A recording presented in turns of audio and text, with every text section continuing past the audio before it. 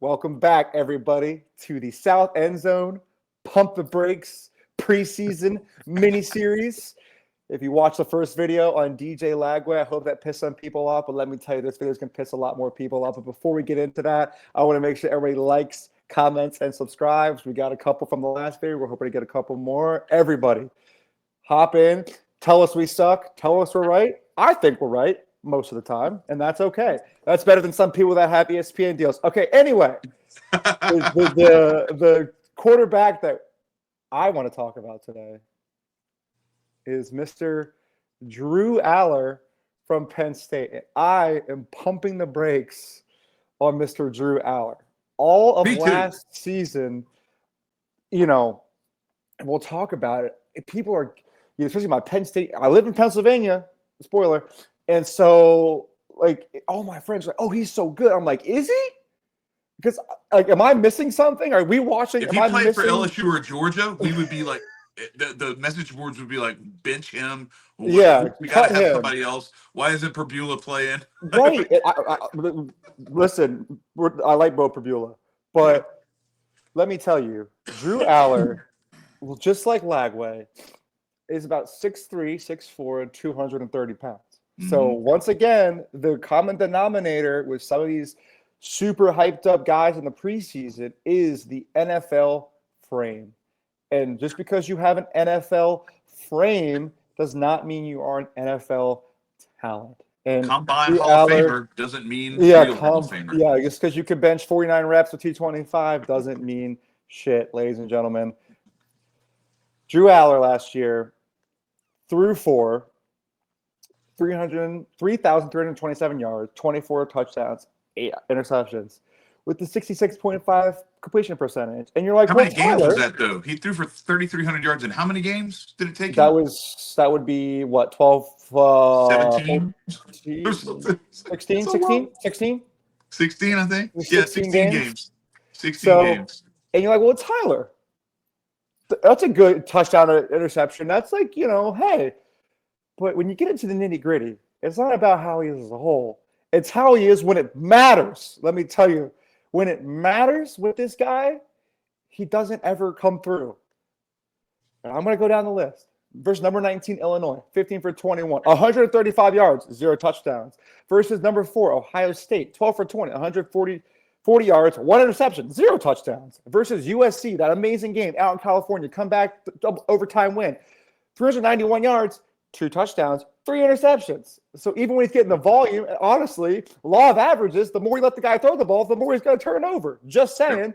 That's number 1 Oregon in the Big Ten championship had a chance, 51% completion percentage, 3 touchdowns, 2 picks. Versus number 11 SMU in Happy Valley in the playoffs in the cold, 51%, 127 yards, 0 touchdowns.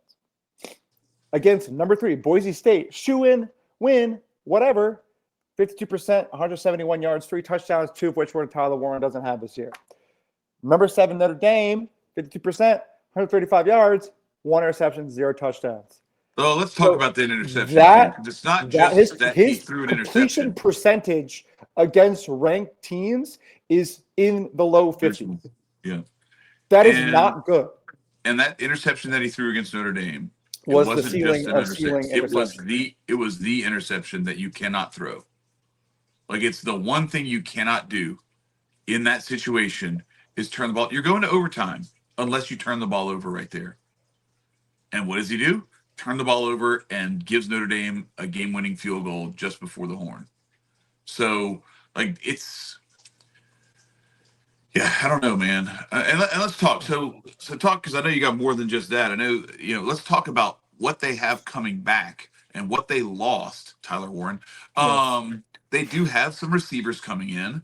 They do. But they also got Nick Singleton and Katron Allen to come back. So, are we going to throw the ball more? Yeah. Are we going to? Yeah, okay, let's talk about that. Why is Drew Allar getting the Heisman hype? I don't understand. You return, and I'm going to say it, I believe this to be true, the best running back tandem in college football this year. Yeah. I don't think you could argue with that. I'm just saying. No doubt. Like, you return that, and then you bring in some guys from the portal. I'm like, well, people are like, oh, they have already receivers. They had guys who couldn't catch. Well, guess what? The receivers don't throw the interceptions, ladies and gentlemen. Just saying. Anyway, they bring in 3 guys. All their starters are going to be transfers. Kyron Hudson from USC, 38 catches, 462, and 3 tugs. Like, all right. They do bring in Devontae Ross from Troy, 76 catches, 1,000-yard receiver, and 11 touchdowns. And Treybor Pena from Syracuse, 84 yards, 941, and 9 touchdowns. So if he does, in my opinion, what I'm saying is if he does not get it done with that level of receiving core, which he had apparently guys who could not catch outside of Tyler Warren last year, could not get open, could not do this, could not do that. It was all their fault, not his. If he cannot do it with this crew, he's never going to do it. And that's just the bottom line. I think we go back to interception at Notre Dame. Do we think that interception changed his trajectory of going to the draft versus not? I know that's a lot to put on one play. It's possible. But you put that on film in a big game at a big moment, and he was projected a top quarterback. So where, right. and people I want to throw projecting something him, else. I want to throw something else out there because you said he didn't trust those receivers, and that's why they didn't throw to the receivers. That's why they brought in all the new receivers and everything else. I want to throw an alternative theory out there. So that's here's the word what I on think. the street. That's the word. That's I not think mine. Tyler Warren is such a mismatch that he became a bit of a security blanket. Oh, and I feel absolutely. like to the extent that there were drop woes, separation woes among that receiving core, I would say it's almost like you ever played baseball and there's a dude who just cannot throw a strike, and you get so you start daydreaming because you're just like, oh my God, can you get somebody to put the ball in play? And then finally they put the ball in play and they hit it right at you, and you're not ready for it. You're like, holy crap, I didn't know that you're actually going to throw a strike and they're going to hit the ball to the shortstop. Okay, and then the shortstop boots it. Or you're on a basketball team and you got somebody who thinks they're LeBron and they're just never giving up the rock. And then you cut to the basket like you've done 80 times and they finally do throw you the ball and you're not expecting it. I just wonder how much of this is were these dudes just going through the motions on some of their routes at sometimes, because they're why would I give 100% effort if he's just going to throw the ball to Tyler Warren, or he's going to check down to Singleton or Katron Allen, or maybe run the ball himself, or just hand the ball off, because a lot of that offense was those 2 running backs and Tyler Warren. Dude, I'm telling you, if you watch a lot of the highlights too, and it's literally Allar because he is a big guy. So he's got guys hanging around his ankles, and he's just boop, there's Tyler Warren, and there's first down. You know what I mean? And or he's just looking around, and there's the release foul of Tyler Warren for, or the opposite. It's I'm just gonna throw it up down the sideline, and he's just such a big dude.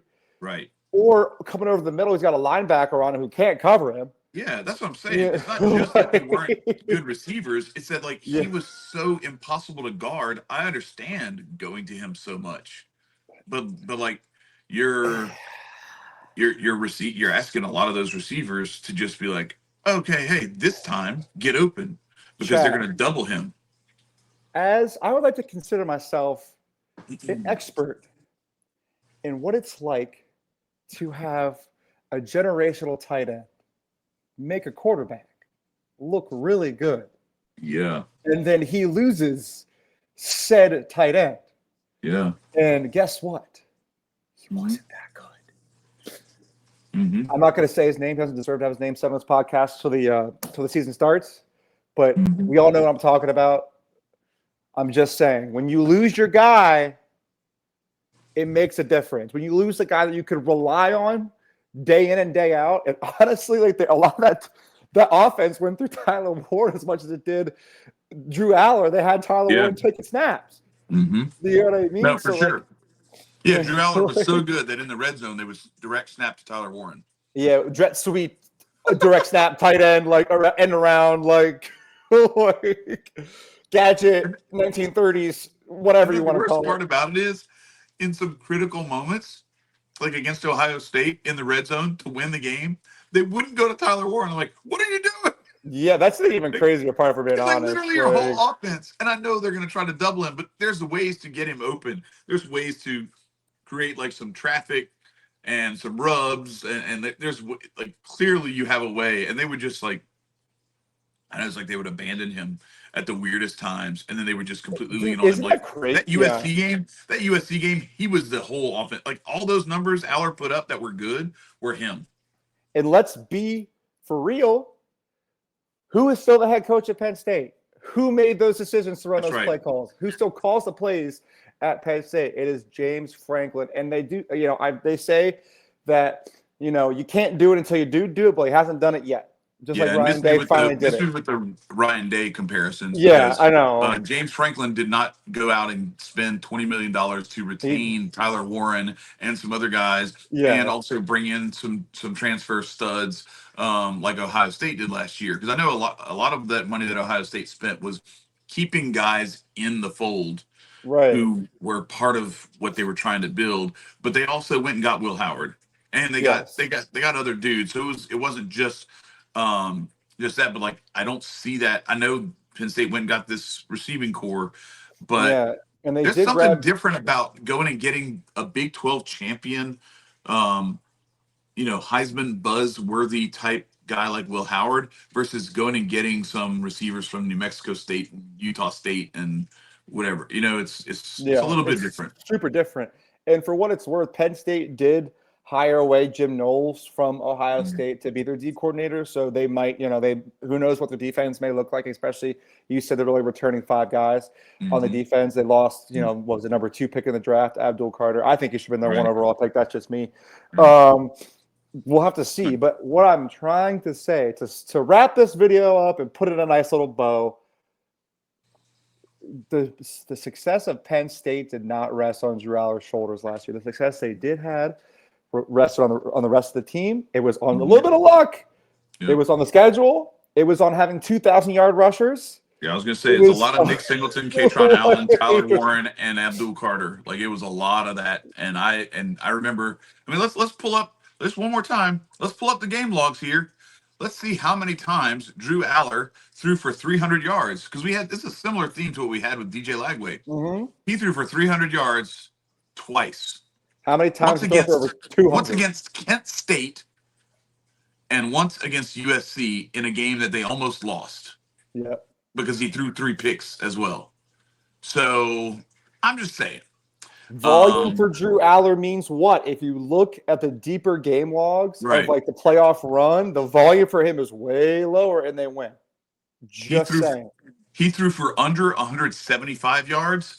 1, 2, 3, 4, 5, 6, 7 times. He threw for over 300 twice. This is your NFL quarterback? This is your Heisman candidate? Okay. Okay. This is the guy who Joel Klatt says is going to quarterback his number 1 preseason team? Okay. Let's say make the playoff. I'm not going to take that away from them. They'll make the playoff. They're in the Big Ten. Probably. Well, because their schedule's not terribly challenging. Not at all. It's so funny because we hear a lot of this stuff from the Big Ten fans that the SEC is just it's just Alabama and everybody else. Like, oh, really? Okay. Alabama and the 5 other teams that have won national championships in the last 25 years. Yep. And really, like, you look at just LSU, Georgia, and Alabama have combined for like 7 national championships in the last 10 years. Mm-hmm. Like, it's not, but what do we have in the Big Ten? We have Michigan and Ohio State. And really, Michigan just kind of like just came back to Providence. And they essentially cheated their way to it, and then immediately disappeared and went 6-6. So miss me. Anyway, miss me with all that. Miss me with Drew Allar. Come tell me why I'm wrong. Please show me why I'm wrong.